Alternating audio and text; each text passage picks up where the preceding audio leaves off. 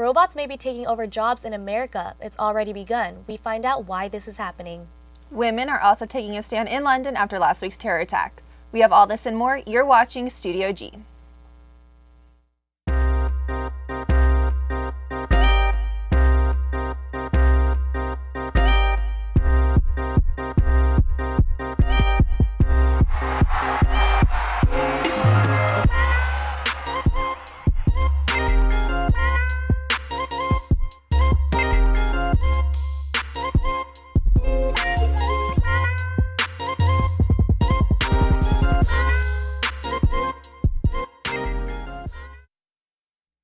Good afternoon, Rebels, and welcome back to Studio G. I'm Kayleen Talents. And I'm Melissa Truesdale. Local tax return businesses are noticing a large number of people not filing their taxes. This year, this number is a lot higher compared to previous years. Taimi has more. That is right. Officials organizations are reporting that millions of people have not yet paid their taxes this year that is run by the government of President Donald Trump.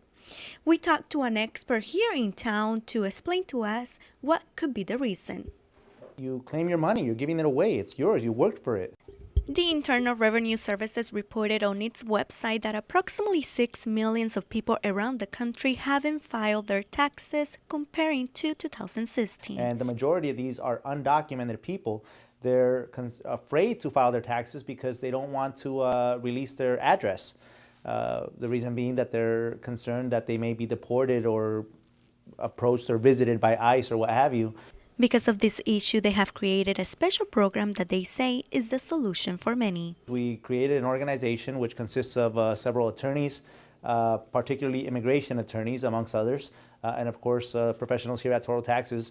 And what we're doing is filing tax returns for these people, but we are using our attorney's address. In other words, your address will not be displayed. If there's some kind of visit by the immigration or correspondence from the IRS, any of the above, those are going to come first to our attorney, not to your house. Nick Maldonado says that this will relieve some worries and stress for the Hispanic community. This program is specifically created by Total Taxes for our community. It is not a national or any other kind of, it's specifically created by us. It is 100% legal. We have consulted with several of our attorneys, and I'm talking, we consulted with ex-IRS agents, tax attorneys, CPAs, and of course immigration attorneys. This is 100% legal, and it's a great solution for our community. People can benefit from this program already, and to do so, they can call Total Taxes. That's it for me. Back to the studio. Don't forget, this year's deadline to file taxes is April 17th.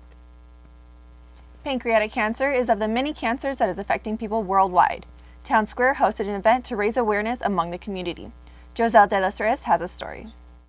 The Purple Stride event here at Town Square is raging with hope to raise funds for pancreatic cancer research. The Pancreatic Cancer Action Network, also known as PanCAN, hosts its annual Purple Stride event, where the community unites and walks to spread awareness. Pancreatic Cancer Action Network was founded in 1999, and it is the leading organization leading the effort for raising awareness for pancreatic cancer. In Las Vegas, this is our third annual Purple Stride, but they take place across the nation every year.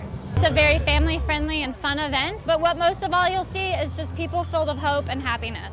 According to the American Cancer Society, pancreatic cancer is known to kill more Americans than breast cancer, with a 9% 5-year survival rate. With so many affected around the country, PanCAN strives to make a difference. My dad passed away 5 years ago on the 29th of this month. So he was diagnosed actually 10 days before my best girlfriend passed away. And so at that time, I knew that I had to do something here locally. And so I reached out to the Pancreatic Cancer Action Network, and here we are now, 5 years later, and it's been the positive from my negative for sure. It's a huge, loving Purple family. This year, PanCAN set the fundraising goal at $103,000 and achieved it with the help of the community. PanCAN has a vision of doubling survival by 2020, and also they want to raise $200 million by 2020. And people don't set goals if they don't think they're achievable, right? And I think we're going to make it. You can't miss the enormous support with the Sea of Purple here at Town Square. For Studio G, I'm Giselle De Los Reyes. For more information about pancreatic cancer, go online and check out their website at pancan.org. Now let's meet Rose, the sassy new bot concierge in the Cosmopolitan of Las Vegas. The Cosmopolitan of Las Vegas has introduced a new feature that allows guests to communicate 24/7 directly with the hotel concierge. The ever-sassy chatbot named Rose is the first of a kind to ever appear on the world-renowned Las Vegas Strip. Her information is mainly for the many hotel bars and restaurants with directions and recommendations to the hotspots of the Cosmopolitan. We wanted them to experience all of the fun that lies around every corner of our resort. And so we thought a text message-based relationship with Rose, who's the essence of the Cosmopolitan, would be the right way to do that.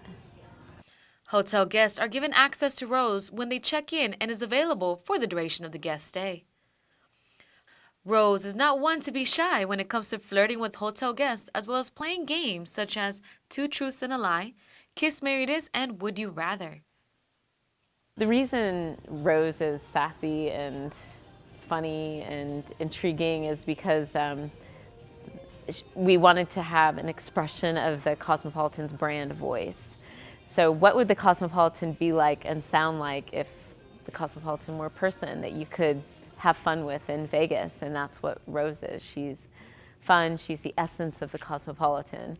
So we've always been playfully seductive and adventurous, and that's what Rose is too. So she comes across in her language and it makes her a lot more fun. This new concierge has been getting positive feedback from visitors, according to Mamie Piers, and there's a possibility of there being more chatbots in the future. After the break, we'll take a look at news around the country.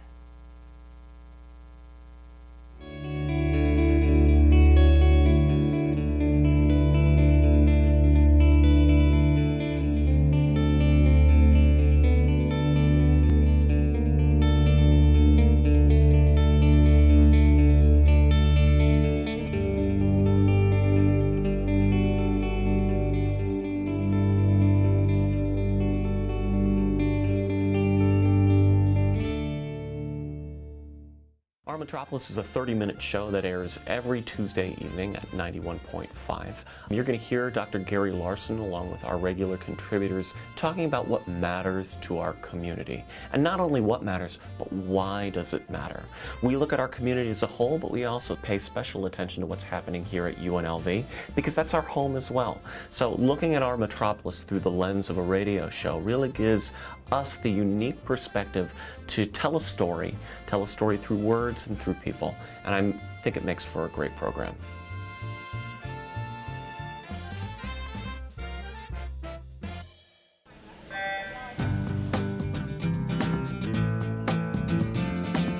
I think we're feeling like excited about the prospects. We know we're going to drop a lot of time, hopefully break a few records, and I think that the team is ready to go.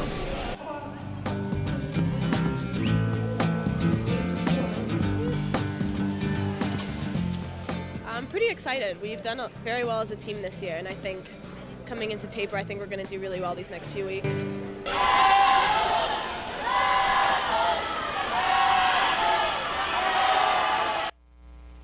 And we're back. Let's take a look at some of the things going on in our country.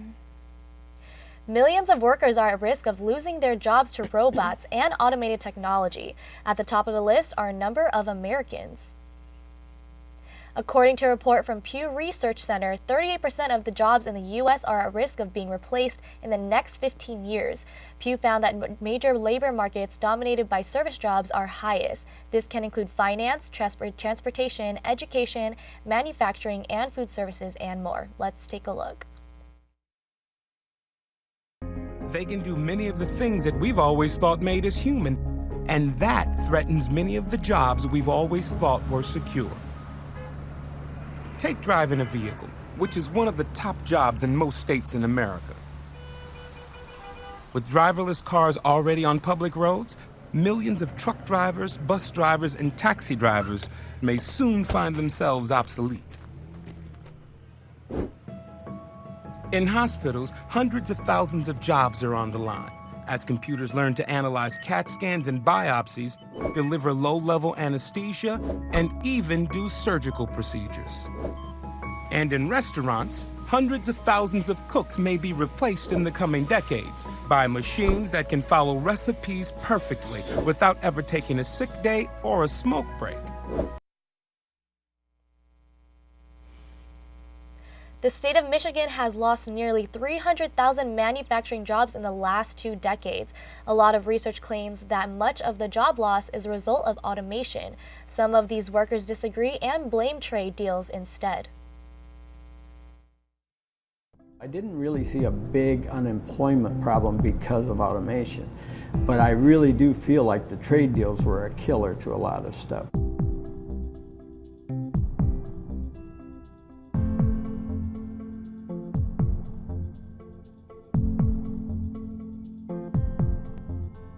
I don't fear the technology or the automation or the robotics. I welcome it. The robots, like I said, are not taking jobs away.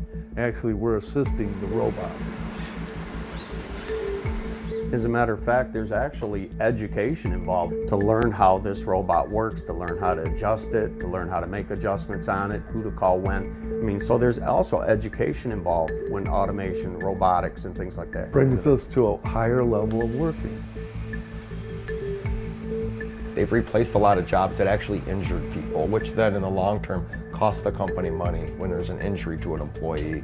So when you have a robot there now doing that particular job, that's a good thing. So automation is great. I want it to excel. I want more computers. I want more robots because they're helping keep the jobs here in America. The debate on the change to automated devices and robots in service jobs is growing, not only across the nation, but across the world. A growing number of Americans are failing drug tests required by various companies. As a result, many employers are turning to refugees to work. The percentage of American workers testing positive for illegal drugs have increased steadily in the last 3 years.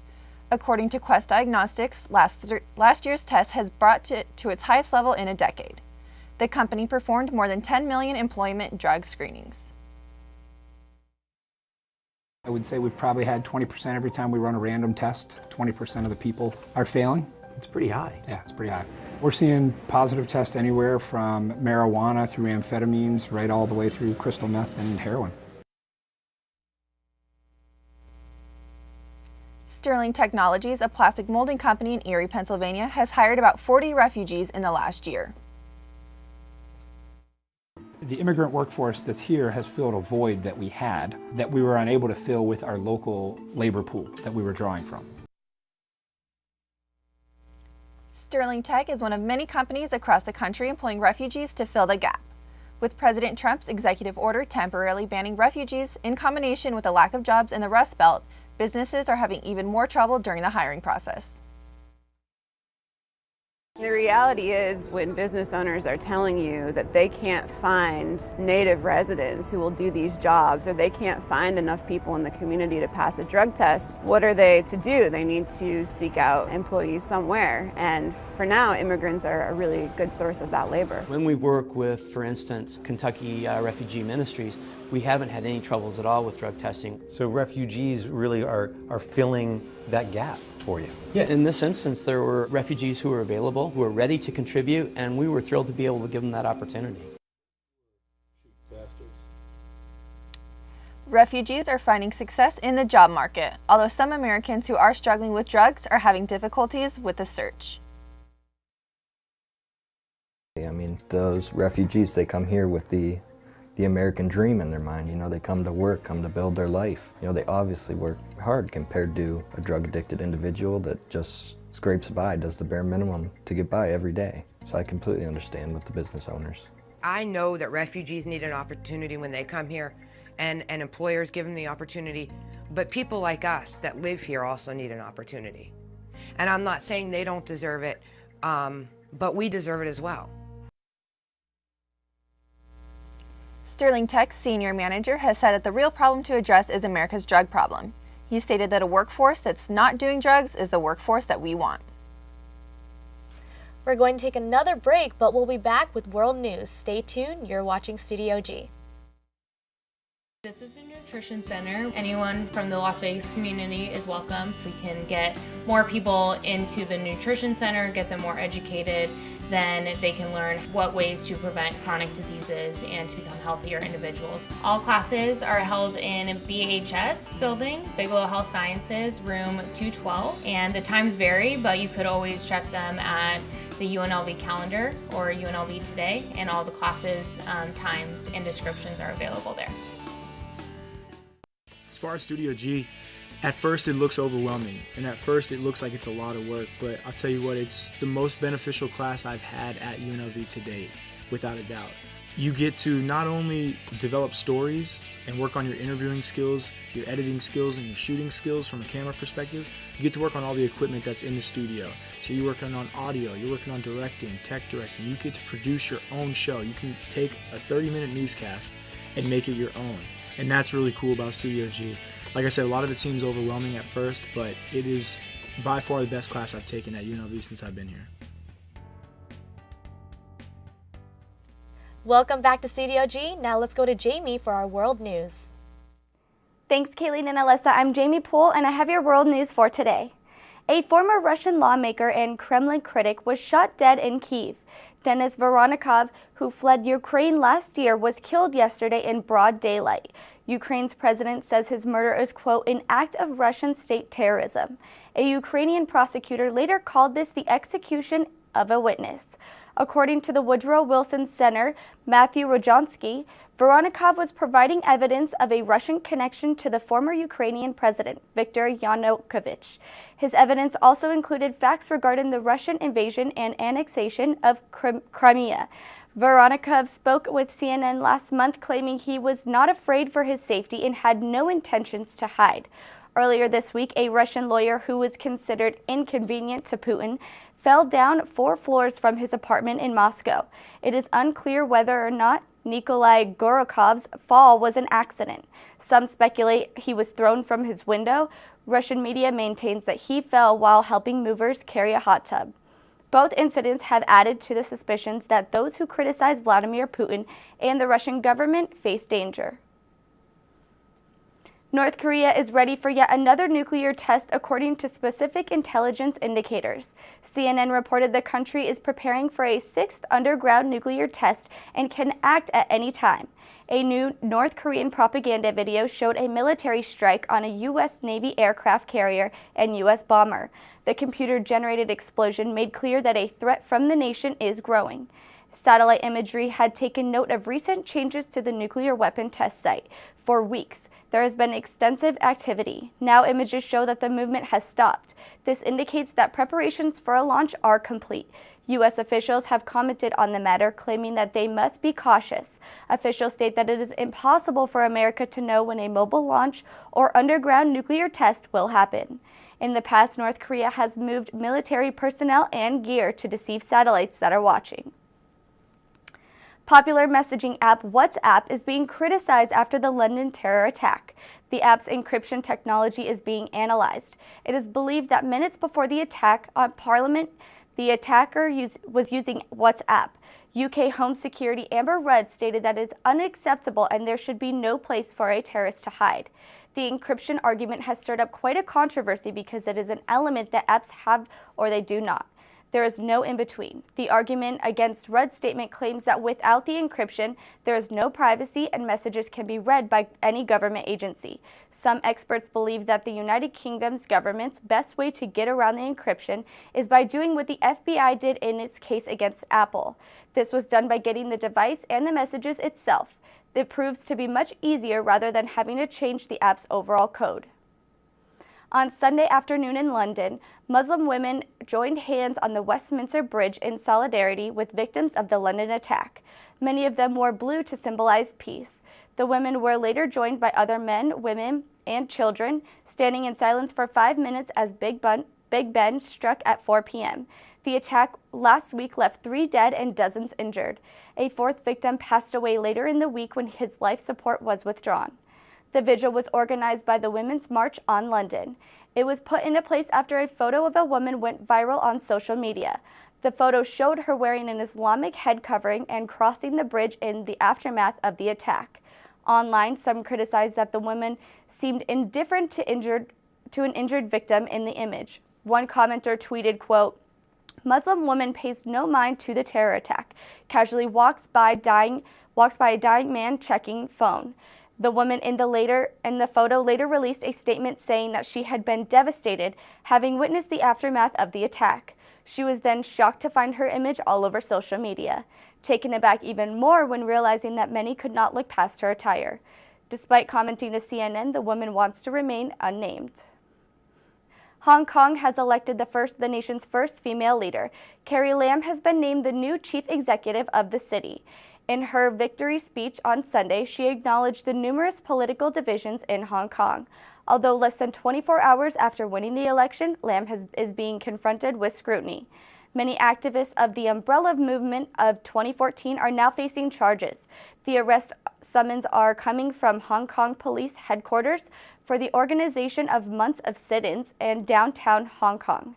This is at odds with one of Lam's main messages in her speech, vowing to unite the city's society. Still, yet groups are claiming that this is a deliberate crackdown by Hong Kong authorities and by the central government against voices of dissent.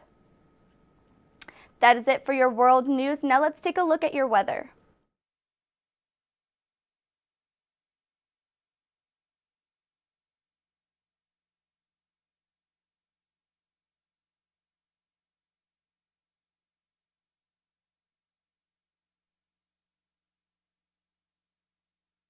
For a picture of the day here, we have a picture from Australia. We'll be right back after this break.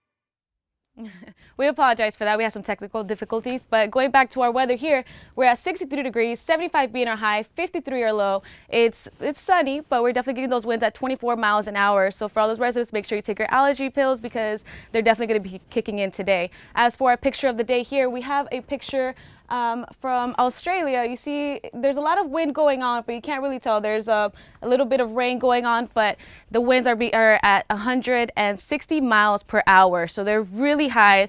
They're evacuating a couple of residents as well. There's been one person that's been injured that a wall fell on them. So let's hope that it gets better. After 6 or 7 this evening, it should be coming down.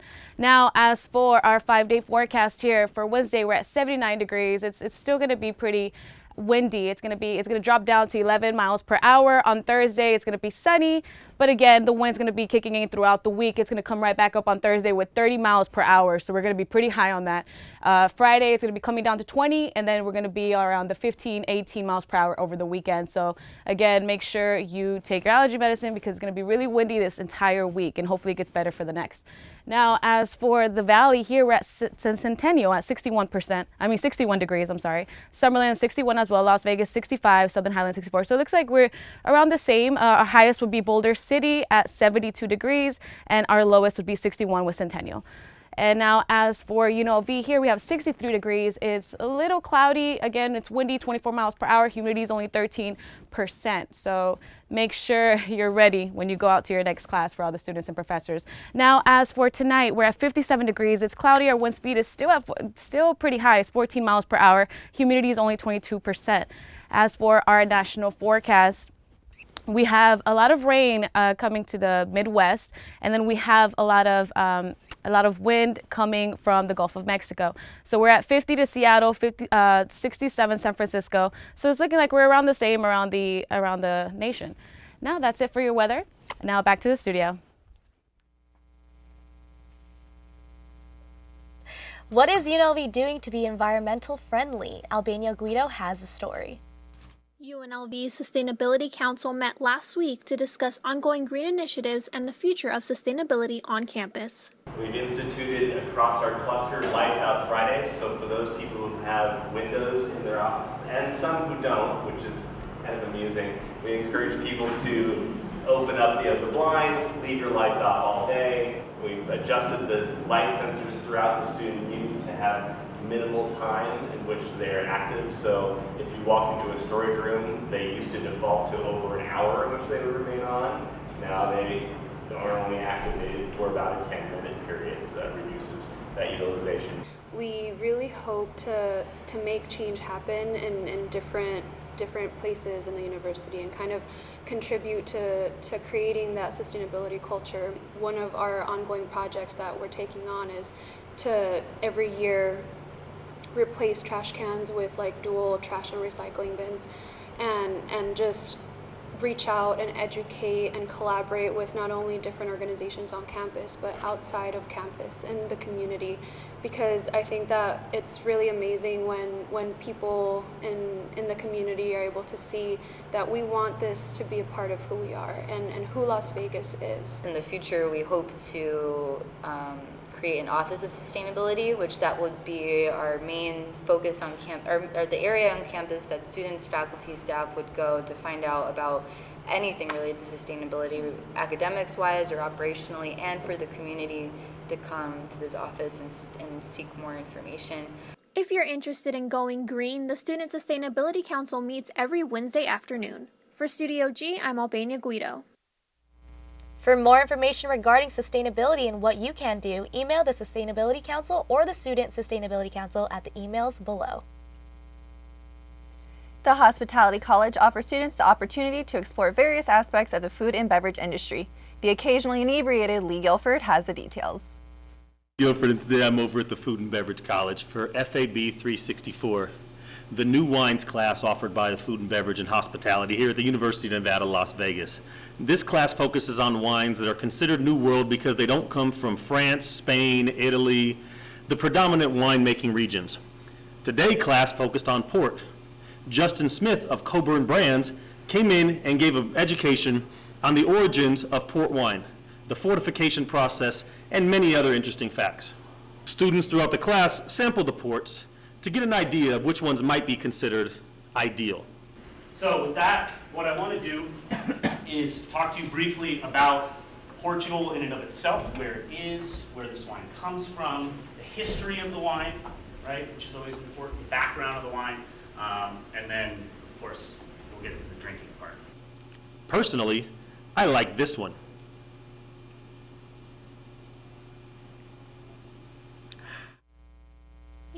That's not like any class I've been a part of. It gives a whole new meaning to elective.